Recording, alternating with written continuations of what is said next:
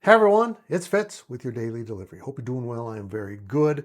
And on Thursday of last week, the Big 12 released its basketball scheduling matrix for both men and women. We're going to talk about the men today.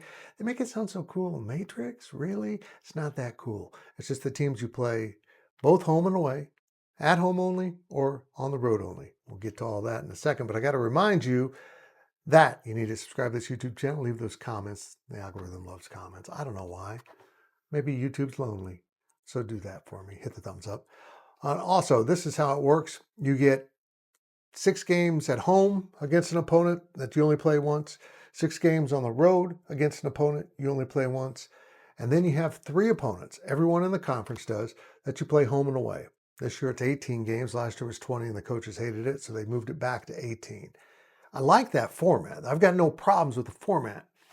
Who you play home and away, particularly in the case of Kansas State, doesn't make much sense to me. And again, what is up with the Big 12 hating on Farmageddon? First they end the football one starting in 2027, and now the basketball one's going to be ended. Well, not really, but home and away it's ended starting this upcoming season. That's right. I'm pretty sure these 2 series go back to the early 20th century, like the 1910s. Football might be older than that.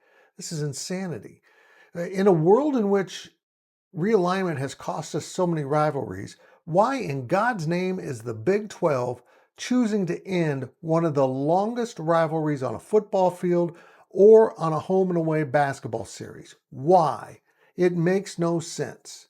Now, a lot of this matrix does make some sense, particularly out west, where they did exactly what they should be doing everywhere else, scheduling within your region. Let me get to K-State's schedule real quick here. So their home-only games are with Baylor, BYU, UCF, Cincinnati, Iowa State, and Utah. Okay? Not going to one of the Utah schools. Ryan Gilbert is not happy. The away games only are Arizona, Arizona State. You like that. Colorado, Houston, Oklahoma State, and Texas Tech. I'm glad I get to go to a Colorado game. I loved covering basketball out there. Gills, you're out. Home and away series for the Kansas State. Just take a guess if you don't know.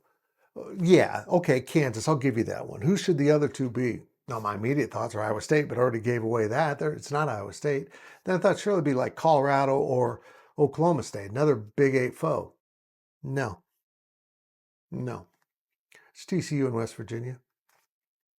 I don't, look, I got no problem with playing either team. In fact, I love going to West Virginia. So does Ryan Gilbert. We might both go to that game. But why? Why TCU? Here's where the Big 12 got it right and how they got it wrong. When they were scheduling these games for the teams out west, and I'm including the Pac-12 teams and BYU, and a little Texas Tech in there, they kind of put them in the Western grouping. You play those teams.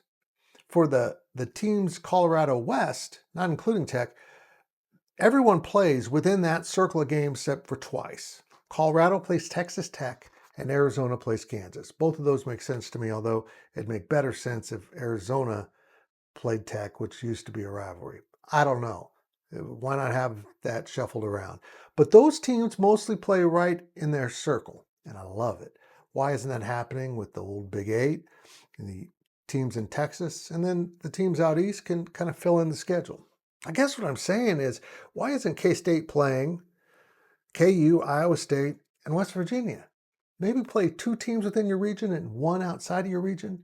I mean, we need some cross-breeding, but the Big 12 has gotten so involved in trying to make sure there isn't regions that they've forgotten rivalries are the most important things in TV ratings.